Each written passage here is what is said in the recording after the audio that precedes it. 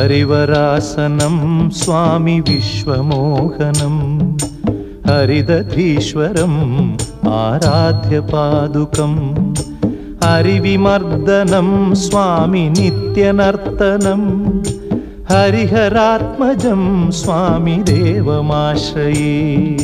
शरणमय्यप्पा स्वामी शरणमय्यप्पा शरणमय्यप्पा स्वामी शरणमय्यप्पा।